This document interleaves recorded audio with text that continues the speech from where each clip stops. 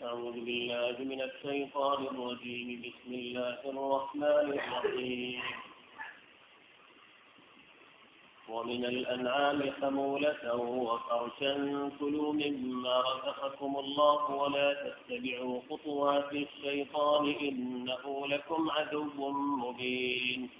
8 أزواج من الضأن 2 ومن المعز 2 قل أذكرين حرم أم الأنثيين أما اشتملت عليه أرحام الأنثيين نبئوني بعلم إن كنتم صادقين. ومن الإبل 2 ومن البقر 2 قل أذكرين حرم أم الأنثيين أما اشتملت عليه أرحام الأنثيين أم كنتم شهداء إذ وصاكم الله بهذا فمن أظلم ممن افترى على الله كذبا ليضل الناس بغير علم إن الله لا يهدي القوم الظالمين. قل لا أجد فيما أوحي إلي محرما على طاعم يطعمه إلا أن يكون ميتة أو دما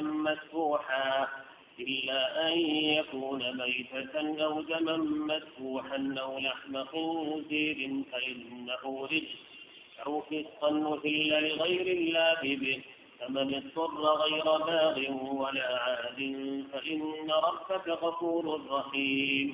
وعلى الذين هادوا حرمنا كل ذي ظفر ومن البقر والغنم حرمنا عليهم شحومهما إلا ما حملت ظهورهما أو الحوايا أو ما اختلط بعظم ذلك جزيناهم ببغيهم وإنا لصادقون.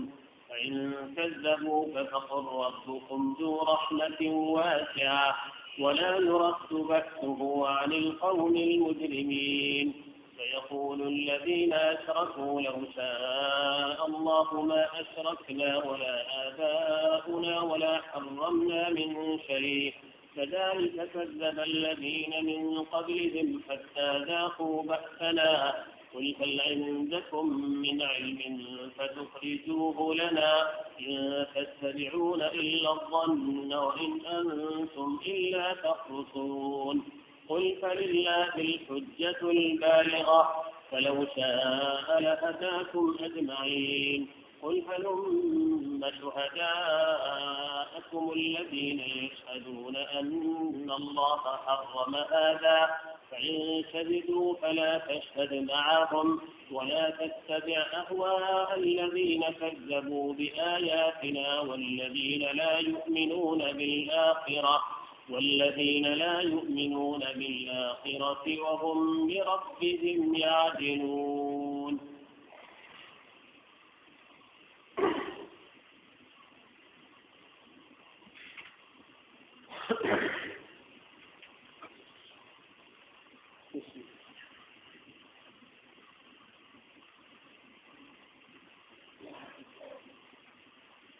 اس وقت جن آیتوں کی تلاوت کی گئی ہے سورہ انعام کی آیت نمبر 141 سے لے کر آیت نمبر 150 تک کی آیت ہے.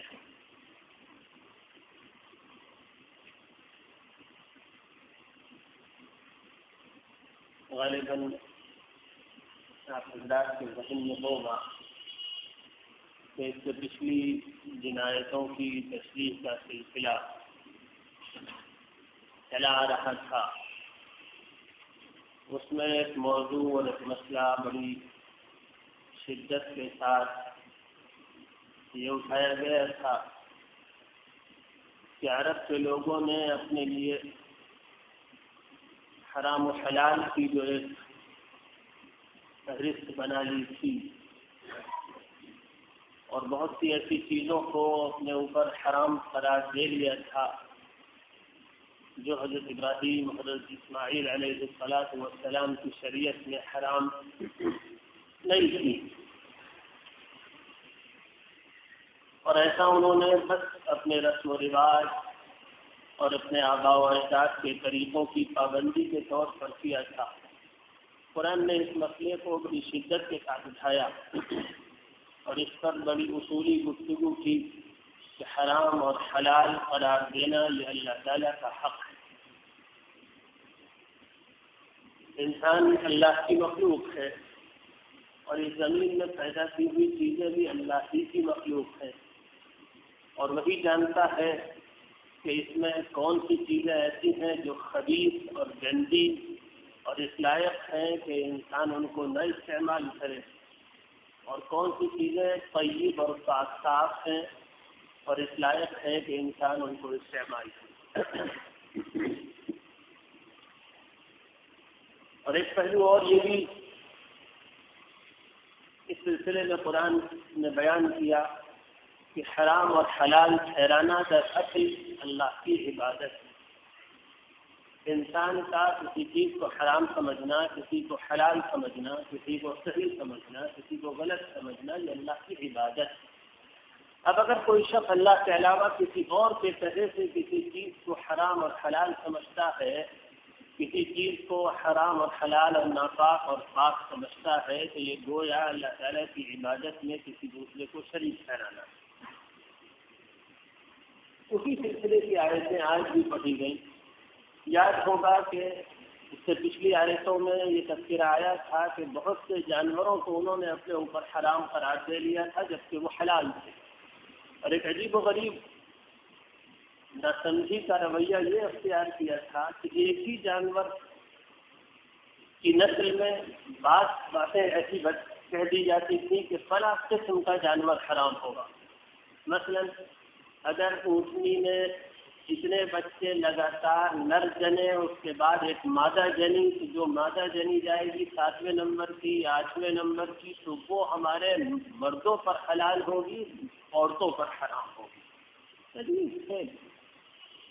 اب اس کا جو بچہ ہوگا وہ بھی اسی طریقے سے اور مردوں پر جائز ہوگا، عورتوں پر حرام ہوگا۔ اس کی سواری مردوں کے لیے جائز ہوگی، عورتوں پر حرام ہوگی۔ اس کا دودھ مردوں کے لیے جائز ہوگا، عورتوں پر حرام ہوگا، اور اس جیسی نہ جانے کتنی حرام اور حلال کی فہرستیں تیار کر لی گئی۔ اور جب اللہ کے رسول صلی اللہ علیہ وآلہ وسلم کی زبانی پوچھوایا اللہ تعالیٰ نے کہ یہ بتاؤ یہ فہرست کہاں سے تمہارے پاس آئی؟ کیا تمہارے پاس کوئی دلیل ہے کہ اللہ کے نبیوں میں سے کسی نبی نے اس طرح کوئی حرام اور حلال کی تقسیم کر کے تم کو دی ہو؟ تو ان کے پاس جواب تھا کہ نہیں۔ اور اگر یہ پوچھا جاتا تھا کہ اچھا ٹھیک ہے اللہ کے نبیوں میں سے کسی نبی نے اس کو حرام اور حلال نہیں قرار دیا، تو تمہاری عقل اور فطرت کا کوئی ایسا مسلمہ ہے جس کی وجہ سے یہ حرام اور حلال ٹھہرے؟ تو سب کا جواب یہی آتا تھا کہ ہم نے اپنے آباء و اجداد کو اسی طریقے پر پایا ہے۔ اسی سلسلے کی آیتیں آج بھی وَمِنَ الْأَنْعَامِ حَمُولَةً وَفَرْشًا، ان لوگوں سے پوچھو اللہ تعالیٰ نے جو چیزیں پیدا کی ہیں کھیتی میں سے یا جانوروں میں سے، یہ اس کی نعمتیں، ان میں اس نے جو اصل احکام دیے ہیں وہ یہ دیے ہیں کہ ان نعمتوں کو اب نعمتوں کے دینے والے کے شکر کے ساتھ استعمال کیا جائے۔ اصل حکم یہ ہے اللہ تعالیٰ کا اصل حکم یہ ہے کہ نعمتوں کو شکر کے ساتھ استعمال کیا جائے۔ انسان کپڑا پہنے، غلہ کھائے، جانور کے گوشت کو استعمال کرے یا اللہ تعالیٰ کی کسی بھی نعمت کو استعمال کرے، تو اللہ کا اصل حکم یہ ہے کہ استعمال کرنے والے کے دل میں اس کا احساس ہو کہ میرے مالک نے مجھے یہ نعمت عطا فرمائی۔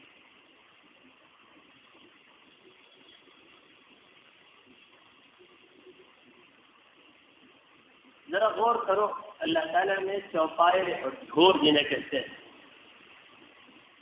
اللہ تعالیٰ نے چوپائے اور ڈھور جو انسانی استعمال کے ہیں دو طرح سے پیدا کیے، ایسے جو بوجھ کھونے کے کام آتے ہیں اور ایسے چھوٹے جانور بھی جو گوشت کھانے کے کام آتے ہیں۔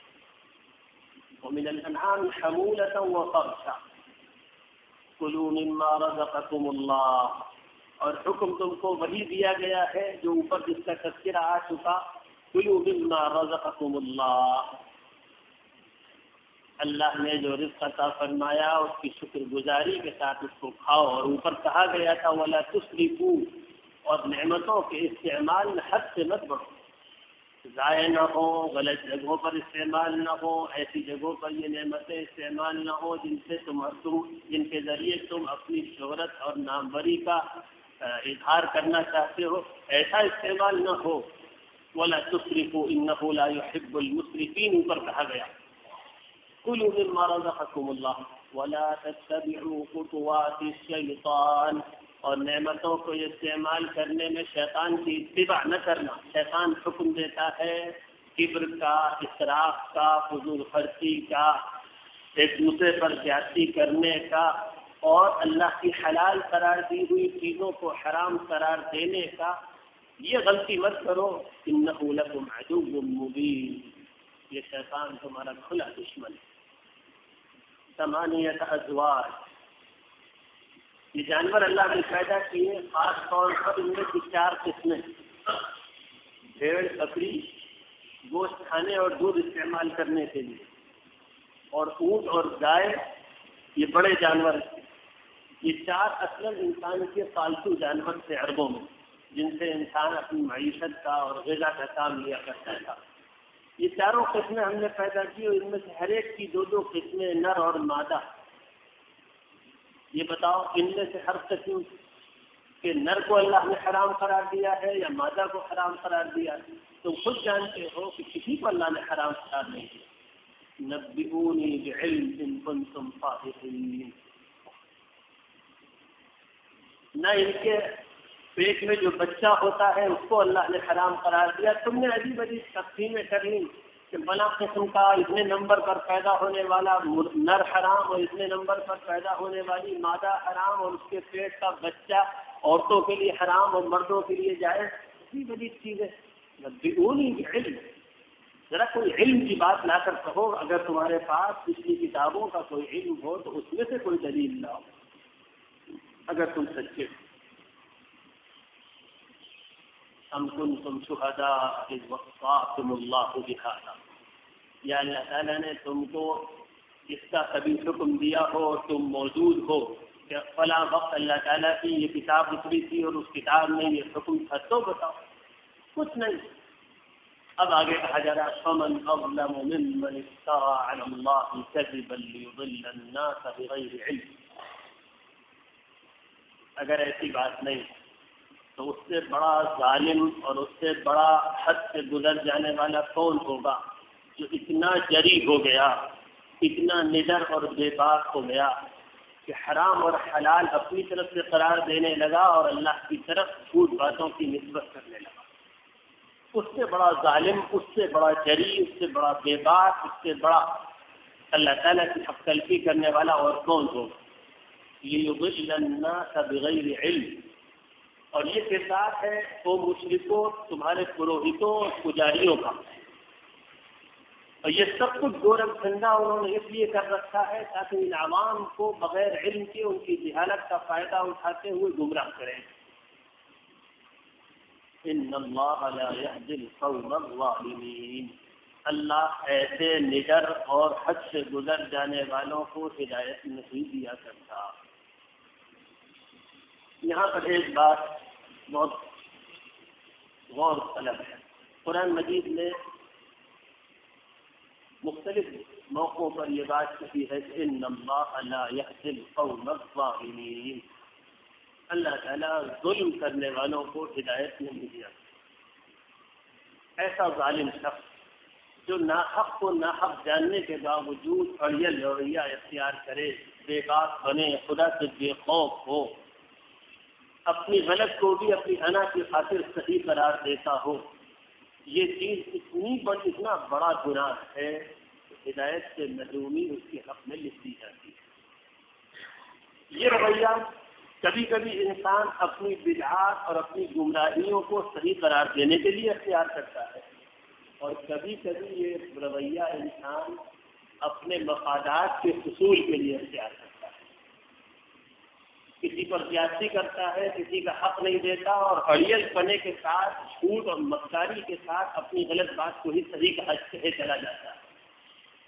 اور یہ کام کرنے والے صرف مشرکین نہیں ہوتے، اور یہ کام کرنے والے صرف بے دین ہی لوگ نہیں ہوا کرتے. یہ غلطی کبھی کبھی ظاہری قسم کی دینداری رکھنے والے لوگوں کے یہاں بھی ہوتی ہے کہ اپنے فائدوں کی خاطر، اپنی انا کی خاطر، اپنے جذبات کی تسکین کی خاطر غلط کو صحیح کہے چلے جاتے ہیں. جھوٹ بول کر، مکاری کے ساتھ، حق کو چھپا کر، حق کا انکار کر کے، الفاظ کے داؤ پیچ کے ذریعے.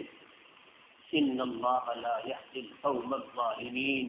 ان نادانوں کو پتہ نہیں ہوتا کہ یہ بات صرف گناہ نہیں بلکہ یہ چیز ہدایت سے محروم کرنے والی ہے. اللہ کی سنت یہ ہے کہ اڑیل لوگوں کو وہ ہدایت نہیں دیا کرتا. لہذا اس بات ہے بڑے اہتمام کی ضرورت ہے. ہم سب کے لیے اس بات کے بڑے اہتمام کی ضرورت ہے کہ اپنے دل کی حالت کا جائزہ لیتے رہیں. کہیں ایسا تو نہیں کہ اپنے فائدے کے لیے، اپنی انا کے لیے ہم حق کو چھپانے والے تو نہیں بن گئے، ہم جھوٹ بول کر ناحق کو حق قرار دینے والے تو نہیں بن گئے، ہم زبردستی اپنی بات منوانے والے تو نہیں بن گئے. اندر سے دل گواہی دے رہا ہے کہ ہم غلط کہہ رہے ہیں، لیکن اپنی بات صحیح کرنے کے لیے جھوٹ کا، دجل اور فریب کا، اڑیل پنے کا، ضد اور ہٹ دھرمی کا رویہ اختیار کرنا، یہ چیز انسان کے دل پر اللہ کی طرف سے مہر لگوا دیتی ہے. اور یہ بڑی محرومی کی بات ہے کہ اللہ تعالیٰ ہدایت سے محروم ہے. بہت خطرناک سزا ہے، بڑی خطرناک سزا ہے ظلم. ظلم بڑی خطرناک چیز. ناحق کو حق قرار دینا بہت بڑا جرم ہے اللہ تعالیٰ کے. نادانی میں انسان سے گناہ ہو جائے، کبھی بھی اللہ نے بڑے سے بڑے گناہ کے بارے میں یہ بات نہیں فرمائی کہ چوری کرنے والے کو اللہ کبھی ہدایت نہیں دیتا، زنا کرنے والے کو اللہ کبھی ہدایت نہیں دیتا. کبھی اس طرح کے جرموں اور گناہوں کے بارے میں اللہ نے یہ بات نہیں فرمائی. لیکن ظلم کرنے والا جب تک اپنے ظلم سے توبہ نہیں کرے گا، اپنی انا کو خاک میں نہیں ملائے گا، اس وقت تک اللہ تعالیٰ کی طرف سے ہدایت نہیں ملے گی. بہت ڈرنے کی بات ہے اور اپنے آپ کو محفوظ رکھنے کی کوشش کرنی چاہیے کہ یہ ہٹ دھرمی اور ظلم کا رویہ ہمارے اندر نہ آئے. اللہ تعالیٰ ہم سب کو اس کی توفیق عطا فرمائے. اب اس کے بعد ارشاد ہوتا ہے کہ رسول اللہ صلی اللہ علیہ وسلم کہ عربوں میں جو چیزیں چوپایوں کے قسم کی رائج ہیں، عربوں میں چوپایوں میں جو چیزیں چوپایوں کی قسم کی رائج ہیں، پالتو جانور جو ہیں عربوں میں یا عرب کے اطراف میں، عیسائی جو رہتے تھے ان میں، یہودی جو رہتے تھے ان میں جو چیزیں رائج ہیں، ان میں کیا کیا چیزیں حرام کا صاف صاف بیان کر دیا جائے اور باقی کے بارے میں اعلان کر دیا جائے کہ سب حلال ہے. اے محمد کہہ دیجیے مجھے نہیں ملتا، میرے اوپر جس دین کی وحی ہوئی ہے، میرے اوپر جو دین آیا ہے اس میں کوئی اور حرام چیز نہیں قرار دی گئی ہے کھانے کے لیے الا یہ کہ وہ مردار ہو یا خون بہنے والا خون ہو یا سور کا گوشت ہو. فإنہ رجس، یہ تو ہے ناپاک، یہ چیزیں تو ناپاک ہیں. او فسقا أحل لغیر اللہ بہ، یا وہ گناہ کی چیز ہو جو اللہ کے علاوہ کسی اور کے لیے ذبح کی گئی ہے. یہ چیزیں تو حرام ہیں میری شریعت میں. باقی جو چوپائے تمہارے بیچ میں رائج ہیں ان میں سے کوئی چیز حرام نہیں. گائے بھی حلال، بکری بھی حلال، بھیڑ بھی حلال، اونٹ بھی حلال. بس یہ چیزیں مردار، بہنے والا خون، خنزیر کا گوشت اور اللہ کے علاوہ کسی اور کے لیے کوئی چیز ذبح کی جائے تو وہ تو حرام ہے، باقی سب حلال ہے. اس کا مطلب یہ نہیں ہے کہ کتا بھی حلال ہے، درندے بھی حلال ہے، نہیں. یہ دراصل جس کانٹیکسٹ کی آیت ہے وہ کانٹیکسٹ یہ ہے کہ عربوں نے ملت ابراہیمی کی حلال چیزوں میں سے بہت سو کو حرام قرار دے دیا تھا. تو یہ کہا گیا کہ ملت ابراہیمی میں جو تمہارے یہاں چوپائے رائج ہیں، پالتو ہیں، ان میں سے یہ چیزیں مجھے حرام بتائی گئی ہیں. اس کے علاوہ ان چوپایوں میں اور کوئی چیز حرام نہیں ہے. اور اسی کی وضاحت رسول اللہ صلی اللہ علیہ وسلم نے اپنی حدیثوں میں کی کہ گدھا حرام ہے پالتو جو ہوتا ہے وہ، اور درندے حرام ہے جنگل کے، کتا حرام ہے، وہ سارے شکار کرنے والے جانور جو اپنے پنجے کو استعمال کرتے ہیں شکار کرنے کے لیے وہ حرام ہے، مثلا چیل ہے، باز ہے، گدھ ہے، یہ چیزیں۔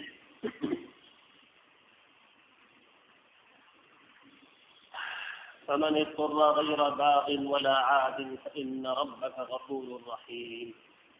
تو جو اگر کوئی یہ چیزیں حرام ہے، لیکن اگر کوئی مجبور ہو جائے جان بچانے کے لیے، اگر کوئی مجبور ہو جائے جان بچانے کے لیے اور اس کو ان چیزوں کو کھانا پڑے تو اس کے لیے تو حلال ہو جائے گا، غیر باغ ولا عاد۔ بس شرط یہ ہے کہ وہ اپنے نفس کی خواہش نہ پوری کرے، بس مجبوری ہی پوری کرے میں ایسا کام کرے۔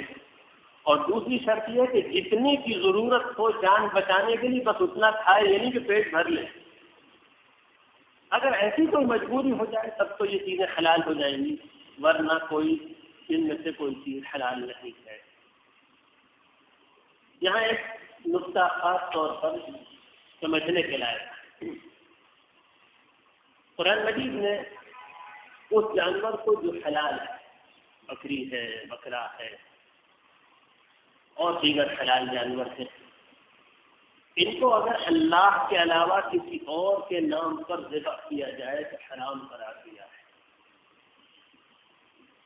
یہ حلال جانور اگر اللہ کے علاوہ کسی اور کے نام پر ذبح کیا جائے تو یہ شرک ہے اور وہ جانور کھانا پھر حرام ہو جاتا ہے۔ اس لیے اس بات کی خاص طور پر لوگوں کو بات پہنچانے کی ضرورت ہے کہ مسلمان کہلانے والوں میں یہ شرک بہت عام ہے۔ ابھی پچھلا مہینہ ربیع الثانی کا گزرا، اس میں بے شمار مسلمان کہلانے والوں نے بڑے پیر صاحب کے نام پر قربانی کی۔ اگر نیت یہ ہے کہ اللہ کے لیے ذبح کیا جا رہا ہے، اس کو راضی کرنے کے لیے ذبح کیا جا رہا ہے، ایصال ثواب اللہ کے کسی بندے کے لیے ہے، اس کا ثواب کسی کو دینا ہے، تب تو یہ جائز ہے۔ اور ایسا کرنے والے 100 میں 1% بھی نہیں۔ اکثر جاہلوں اور کم سمجھوں کا حال یہ ہے کہ وہ اللہ کو راضی کرنے کے لیے نہیں بلکہ ان کے دل کی نیت ہوتی ہے بڑے پیر صاحب کو راضی کرنا، فلاں ولی کو راضی کرنا۔ اور اگر یہ نیت ہے تو اس میں اور غیر مسلموں کے استھانوں پہ جو بلی چڑھائی جاتی ہے کوئی فرق نہیں، اور یہ پھر شرک بھی ہے، اور اس کا کرنے والا اس کا ڈر ہے کہ وہ اسلام سے خارج ہو جائے، اور جو جانور اس طرح ذبح کیا گیا وہ حرام ہے کھانا اسی طریقے سے جس طرح مردار کھانا حرام اور سور کھانا حرام۔ لہٰذا احتیاط کرنی چاہیے ایسے جانوروں کا گوشت کھانے سے بھی۔ ایک بات تو یہ حل کرنی ہے۔ دوسری بات اس سلسلے میں خاص یہ ہے کہ قرآن نے یہاں پر اشارہ کیا کہ یہ چیزیں ان کا انسان کے اوپر اخلاقی برا اثر پڑتا ہے۔ ان کو قرآن نے نام دیا رجس اور فسق کا، یہ چیزیں ناپاک ہیں، اور دوسرا نام دیا گناہ اور اخلاقی خرابی۔ اللہ تعالیٰ نے جس طریقے سے دواؤں کے کچھ اثرات رکھے، یہ دوا کھائی جائے تو جسم پر اس کا یہ اثر ہوتا ہے، اسی طریقے سے اللہ تعالیٰ نے غذاؤں اور اپنی مخلوقات کے اخلاقی اثرات بھی رکھے، روحانی اثرات بھی رکھے۔ دوا کھاتے ہیں اس سے ہمارے جسم کے اعمال، جسم کے فنکشن میں تبدیلیاں آتی ہیں، جسم میں تبدیلیاں آتی ہیں۔ اسی طریقے سے بعض غذاؤں کے اخلاقی اثرات رکھے، مثلا زمزم میں کچھ روحانی اثر ہے نیکی کا، قربانی کے گوشت میں روحانی اثر ہے نیکی کا۔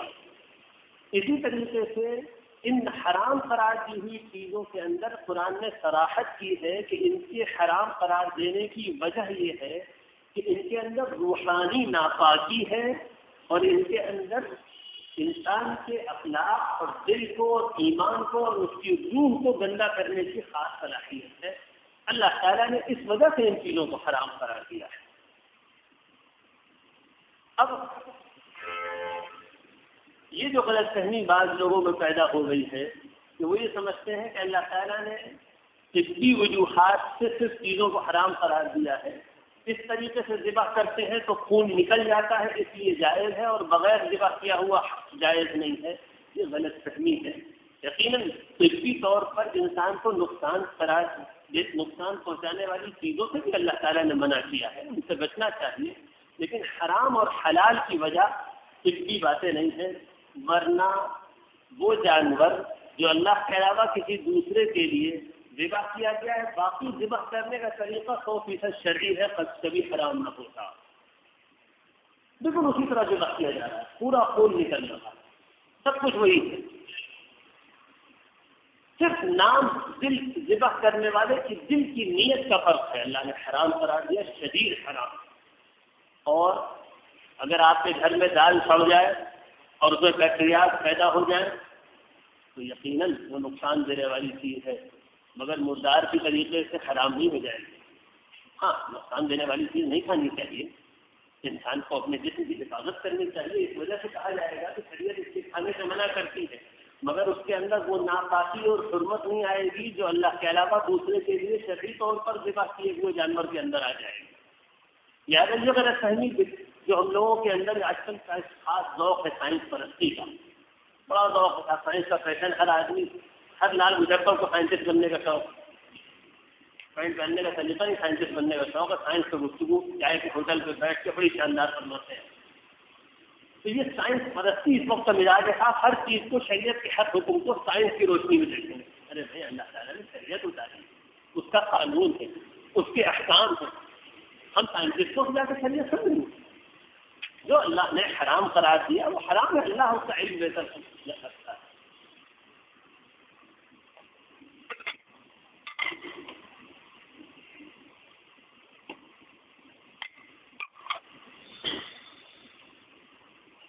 وعلى الذين هادوا حرمنا كل ذي ظفر ومن البقر والغنم حرمنا عليهم شحومهما إلا ما حملت ظهورهما أو الحوايا أو ما اختلط بعظم ذلك جزيناهم ببغيهم وإنا لصادقون۔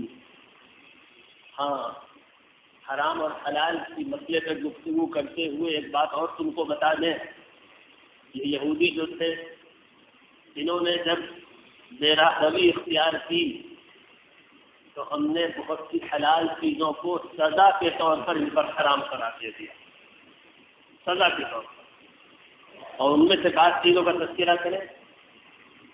وعلى الذين هادوا حرمنا كل ذي ظفر، ہر وہ جانور ہم نے حرام قرار دے دیا جس کے ناخن ہو۔ کیا مطلب ہے یہاں پر ناخن کا؟ ناخن سے ہمارے والے ناخن مراد نہیں ہے، وہ بعض جانوروں کے دو کھر ہوتے ہیں، پاؤں ان کے دو حصوں میں بٹے ہوتے ہیں اور بعض کے ایک، تو جن کا جانوروں کا ایک ہوتا ہے کھر وہ سب حرام قرار دے دیے، اور خاص طور پر اس میں گھوڑا تھا جو ہماری شریعت میں حلال تھا، حلال ہے، یہود کے اوپر اس کو حرام قرار دے دیا گیا تھا۔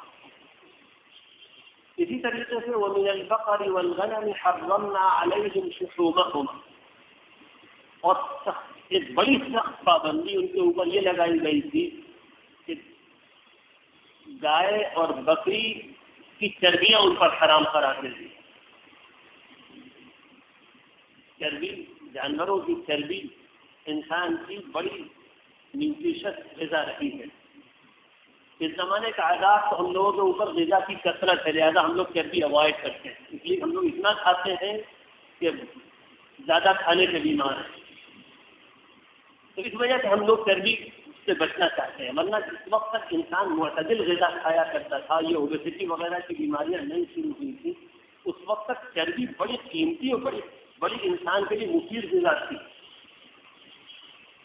جانوروں کی، خاص طور پر گائے کی اور بکری کی چربی اللہ تعالیٰ نے حرام قرار دی، صرف وہ چربی جو کمر پر کچھ لگی ہوئی ہو، جس کو گوشت سے الگ کرنا مشکل ہو، یا آنتوں کے اندر جو چربی ہو، آنتوں کے اوپر جو چربی کی ایک ٹیک ہوتی ہے، ایک چادر ہوتی ہے، وہ نہیں، جو آنتوں کے اندر چربی ہوتی ہے اور جو آنتوں کو پکانے میں نکل کر آتی ہے پانی میں، یا جو ہڈیوں کے اندر ایسی پیوست ہو کہ نکالنی ممکن نہ ہو، اس کی تو اجازت دی گئی۔ باقی جس چربی کو گوشت سے الگ کرنا ممکن تھا وہ سب حرام قرار دے دی گئی ہے۔ اور فرمایا یہ یہود آ کر تم سے کہیں گے کہ اللہ کی شریعت میں یہ چربیاں حرام رہی ہیں، یہ ملت ابراہیمی حضرت ابراہیم و اسماعیل علیہ السلام کی شریعت کی حرام قرار دی ہوئی چیزیں ہیں، جھوٹ بتیں گے، یہ ان کی سزا ہے۔ ذالک جزیناہم ببغیہم وإنا لصادقون، یہ ان کو ان کی سرکشی کی سزا میں ان کے اوپر یہ چیزیں حرام قرار دی گئی تھی اور ہم تم سے سچ بات بتاتے ہیں۔ فإن كذبوك فقل ربكم ذو رحمة واسعة ولا يرد بأسه عن القوم المجرمين، اور اگر یہ لوگ تم کو جھٹلائیں اور تمہاری بات نہ مانیں تو تم کہہ دو کہ تمہارا رب بڑی وسیع رحمت والا بھی ہے، جو اس کی مانے گا اس کے لیے اس کے پاس بڑی رحمت، بڑا اجر و ثواب۔ کہہ دو اے محمد، جو اللہ کے حکموں کو ماننے والی زندگی گزارے گا، اللہ کی کتاب کے حکموں کو مانے گا، اللہ بڑا وسیع رحمت والا ہے، ایسا انعام عطا فرمائے گا کہ اس کے بارے میں بندوں نے سوچا بھی نہیں ہوگا۔ وَلَا يُرَدُّ بَأْسُهُ عَنِ الْقَوْمِ الْمُجْرِمِينَ، اور جرم کرنے والے گنہگاروں سے اس کا عذاب ٹلے گا نہیں، اس کا عذاب پھر ٹالے نہیں چلے گا اگر گناہ والی زندگی گزاری۔ دونوں باتیں میرے بندوں تک پہنچا دو۔ سيقول الذين أشركوا لو شاء الله ما أشركنا، اتنی واضح دلیلوں کے بعد اور پھر لاجواب ہو جائیں گے یہ لوگ کہ انہوں نے جو حرام اور حلال کی فہرستیں بنا رکھی ہیں، اپنی طرف سے چیزوں کو حرام قرار دے رکھا ہے، اس کی ان کے پاس جب کوئی دلیل نہیں بچے گی تو اپنی جھیپ مٹانے کے لیے کہیں گے اگر اللہ چاہتا تو ہم شرک نہ کرتے، اگر اللہ چاہتا تو ہم شرک نہ کرتے، ہم شرک کر رہے ہیں، اس کا مطلب اللہ تعالیٰ کیا کہا ہے کہ ہم شرک کریں، ہمیں نصیحت نہ کی گئی۔ یہ ان لوگوں کی باتیں ہوتی ہیں جن کے لیے ہدایت سے محرومی لکھ دی جاتی ہے۔ ہم لوگوں کا حال بھی یہی ہے، جب اللہ توفیق دے گا تو روزے رکھ لیں گے، جب اللہ توفیق دے گا تو زکوٰۃ دے دیں گے، جب اللہ توفیق دے گا تو نماز کے پابند بن جائیں گے۔ یہ وہی لوگ ہیں جن کے بارے میں اوپر کہا گیا اڑیل رویہ اختیار کرنے والوں اور ظلم کرنے والوں کو ہدایت نہیں دی جاتی۔ یہ علامت ڈرنا چاہیے، ایسی باتیں سوچنے اور کرنے والوں کو ڈرنا چاہیے کہ یہ دل پر مہر لگ جانے اور خدا اللہ تعالیٰ سے بے خوف کر دیے جانے کی علامتیں ہیں۔ کبھی بستر پہ لیٹ کے یہ کہتے ہیں کہ آج آپ کو اگر اللہ لے جائے گا تو چلے جائیں گے، اگر ہماری بیگم صاحبہ یہ کہنے لگے اگر اللہ تعالیٰ چاہے گا تو ہم کھانا پکائیں گے، اسی دن فوراً نزلے کے دارالفتہ استفتاء پہنچ جائے گا۔ کیا فرماتے ہیں علماء دین کے 3 مرتبہ یہ بات کہہ دی تو کیا ہوگا؟ اپنی دنیا کے کسی مسئلے میں اللہ پر توکل نہیں کہ اللہ چاہے گا تو ہو جائے گا، لیکن نماز جب اللہ نے توفیق دیں گے تو پڑھ لیں گے۔ جی ہاں، اللہ نے جہنم میں بھیجنا چاہیں گے تو چلے جائیے گا، سب بھرنے کی بات ہے۔ یہ جواب دینے والے اللہ کے عذاب کی زد میں ہیں، اللہ تعالیٰ ان کو اپنے عذاب سے بچائے۔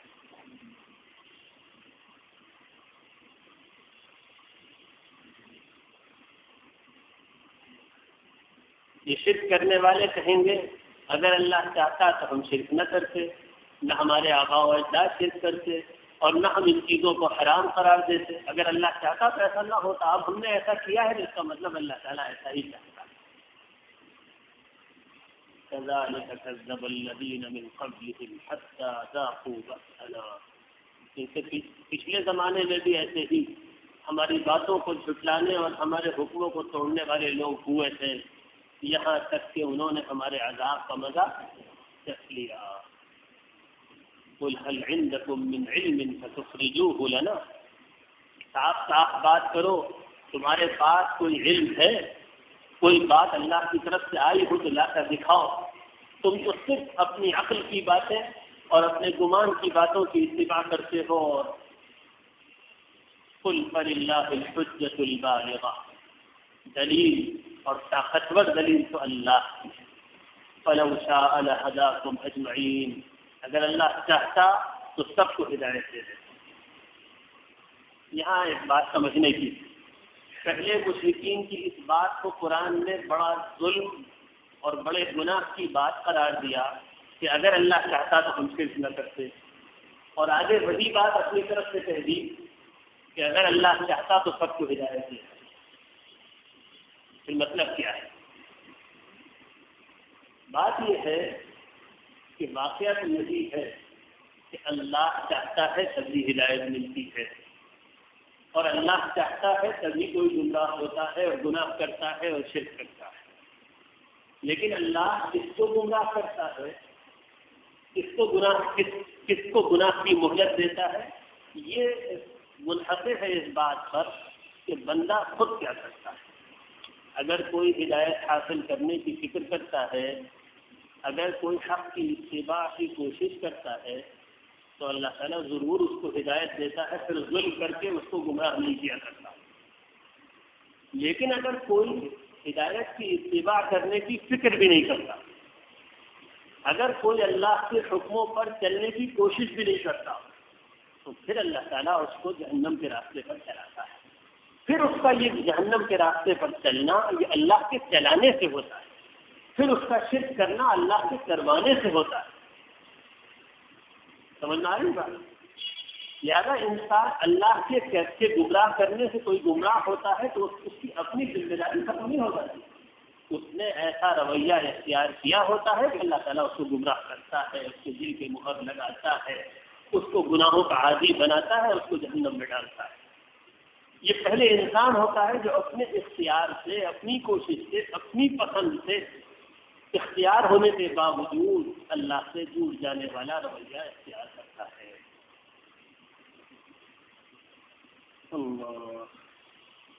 قل هلم شهداءكم الذين يشهدون ان الله حرم هذا. اے لوگوں، وہ گواہ لے آؤ جو گواہ اس بات کی گواہی دے کہ اللہ نے اپنی کسی کتاب میں ان چیزوں کو حرام قرار دیا. فإن شهدوا فلا تشهد معهم.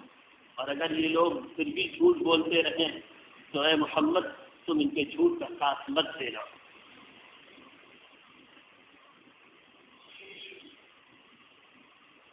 ولا تتبع أهواء الذين كذبوا بآياتنا والذين لا يؤمنون بالآخرة وهم بربهم يعدلون. اب ان آیات کے سلسلے کے بالکل آخر میں ایک نصیحت کی جا رہی ہے، اور گویا وہ ہم سب لوگوں کے لیے ان ساری آیات کا حاصل اور خلاصہ اور اصل تعلیم ہے.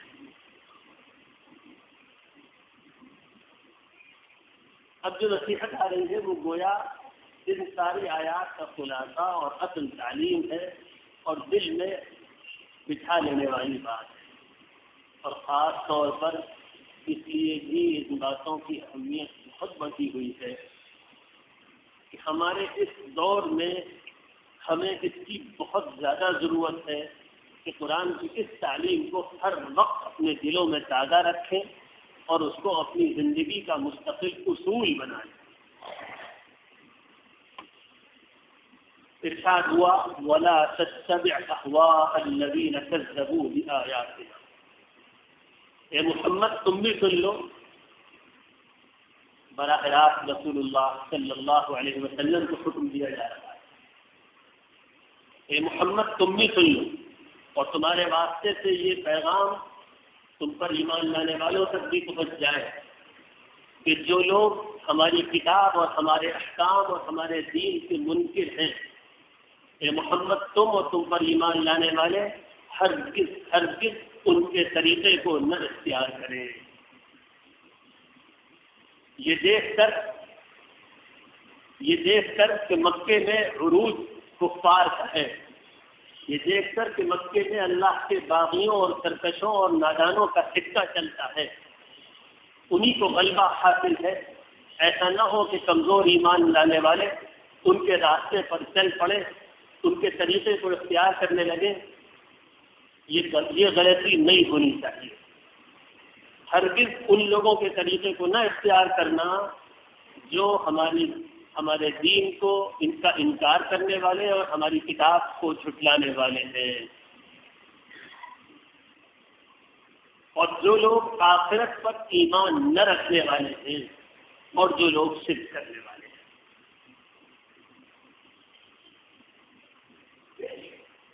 قرآن مجید میں یہ تعلیم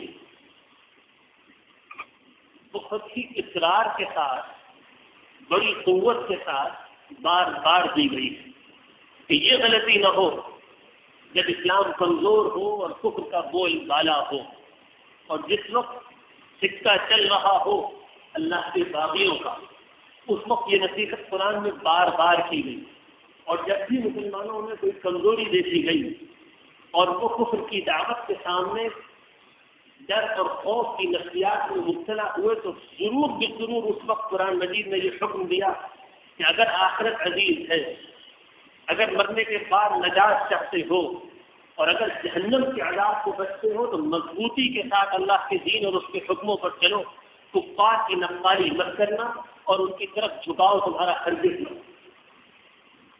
ایسے ہی ایک زمانے میں سورہ ہود نازل ہوئی، اور جب سختی کے ساتھ سورہ ہود میں یہ حکم آیا فاستقم كما امرت ومن تاب معك ولا تطغوا انه بما تعملون بصير ولا تركنوا الى الذين ظلموا فتمسكم النار وما لكم من دون الله من اولیاء ثم لا تنصرون. اے محمد، حق کے راستے پر، اللہ کے دین پر مضبوطی سے جم جاؤ جیسا کہ تم کو حکم دیا گیا ہے، اور اس سے ہٹنا مت، اور کفر کرنے والوں کی طرف مائل مت ہونا، ان کی طرف مت جھکنا، ورنہ جہنم میں چلے جاؤ. رسول اللہ صلی اللہ علیہ وسلم کو مخاطب کر کے یہ بات کہی گئی. کیا رسول اللہ صلی اللہ علیہ وسلم سے معاذ اللہ اس کا خطرہ؟ ہم سے کہی گئی ہے. جب یہ سخت آیت اتری تو رسول اللہ صلی اللہ علیہ وسلم کے اوپر اتنا بوجھ ہوا کہ آپ نے فرمایا شیبتنی ہود، سورہ ہود نے مجھے بوڑھا کر دیا. سورہ ہود کی ان سخت آیتوں نے مجھے بوڑھا کر دیا. ایک اور وقت ایسا بھی آیا، بڑا زبردست پروپیگنڈا ہوا اسلام کے خلاف، اسلام کی شریعت کے خلاف، رسول اللہ صلی اللہ علیہ وسلم کے خلاف، اور عرب کے سارے قبائل اور عرب کی ساری طاقتیں اس پروپیگنڈے میں شریک ہوئی. اور یہ وہ وقت تھا جب مادی اعتبار سے بھی مسلمان بڑے خوف میں مبتلا تھے. غزوہ احزاب کے وقت، اس وقت بھی اسی مضمون کی آیتیں نازل ہوئی اور ارشاد ہوا یا ایھا النبی اتق اللہ ولا تطع الکافرین والمنافقین ان اللہ کان بما تعملون خبیرا. اے محمد، اے نبی، اللہ سے ڈرنا اور کفار اور منافقوں کی اتباع مت کرنا اور ان کی بات مت ماننا. اس آیت میں خاص پہلو کی طرف اور اشارہ کیا گیا کہ کفار اور منافقوں کی بات مت ماننا. معلوم یہ ہوا کہ جس وقت کفر اس کی کوشش کرتا ہے کہ ایمان والوں کو گمراہ کرے اور ان کو اپنے طریقۂ زندگی پر لے آئے، تو اس وقت منافقین بھی اس کی آواز میں آواز ملاتے ہیں اور وہ بھی اس کے ایجنٹ بن کر امت کے اندر کافرانہ زندگی پیدا کرنے کی کوششیں کرتے ہیں. اور قرآن کہتا ہے جو ایمان کا سچا ہو وہ کفار اور منافقین کے طریقے پر نہ چلے. ہمارے لیے ان آیتوں میں بڑا سبق اس زمانے کے لیے. ہم آپ سب جانتے ہیں کہ اس وقت پوری امت کو اصل جس خطرناک مسئلے کا سامنا ہے وہ یہ ہے کہ وقت کی انسانی تاریخ کی سب سے بڑی کافر تہذیب اس مسئلے پر بھرپور لگی ہوئی ہے کہ مسلمانوں کو اپنے دین سے ہٹا کر کافرانہ طریقۂ زندگی پر، خدا بیزار طریقۂ زندگی پر لے آیا جائے. ان کو بھی دنیا کی اور قوموں کی طریقے سے صرف اور صرف پیسے کا غلام بنا کر رکھا جائے. ان کو بھی بے حیائی کے طریقے سکھائے جائیں، ان کی لڑکیوں کو بھی ننگا کیا جائے، ان کے نوجوانوں کو بھی بے حیا کیا جائے، ان کو بھی صرف اور صرف کیریئر کا اور جاب کا غلام بنا کر رکھا جائے، اور اس طریقۂ تعلیم کے ذریعے ان کے دماغوں کو دھو کر صاف کر دیا جائے ایمان سے اور اخلاق سے، جس تعلیمی نظام نے دنیا کی ساری قوموں کے دین و مذہب اور اخلاق کا جنازہ نکال دیا۔ ہم اور آپ بھی اسی مرحلے سے گزر رہے ہیں اور اسی مسئلے کا سامنا کر رہے ہیں، اور اس زمانے میں اصل تعلیم گویا قرآن کی، اور سب سے بڑا حکم یہی ہے کہ وَلَا تَتَّبِعْ أَهْوَاءَ الَّذِينَ كَذَّبُوا بِآيَاتِنَا، او اللہ پر ایمان لانے والے کفار کی اتباع مت کرنا اور اللہ کے دین پر مضبوطی سے جم جانا۔ یہی آج ان آیتوں کی تشریح کی گئی ان کا اصل وہ سبق ہے جو ہمارے لیے بھی ویلڈ ہے اور ہمارے زمانے کے لیے ہے۔ اللہ تعالیٰ اس تعلیم کو دل میں بسانے اور اس کو اپنی زندگی کا اصول بنا لینے کی ہم سب کو توفیق عطا فرمائے۔ ہم سب جانتے ہیں کہ اس کے کیا تقاضے ہیں ہماری عملی زندگی کے متعلق۔ اللہ تعالیٰ ہم سب کو ہدایت نصیب فرمائے۔ سبحان اللہ وبحمدہ، سبحانک اللہم وبحمدک، نشہد ان لا الہ الا انت، نستغفرک ونتوب الیک۔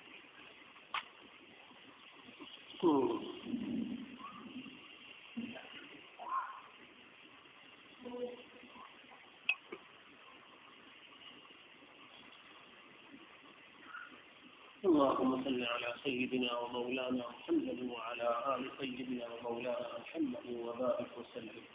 اللهم صل على سيدنا ومولانا محمد وعلى آل سيدنا ومولانا محمد وبارك وسلم۔ اللهم ربنا آتنا من لدنك رحمة وهيئ لنا من أمرنا رشدا۔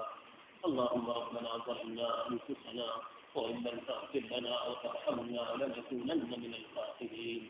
اللهم آت قلوبنا تقواها، اللهم آت نفوسنا تقواها وزكها أنت خير من زكاها، أنت وليها ومولاها۔ ربنا آتنا في الدنيا حسنة وفي الآخرة حسنة وقنا عذاب النار، وصلى الله وسلم على خير خلقه محمد وعلى آله وصحبه أجمعين برحمتك يا أرحم الراحمين۔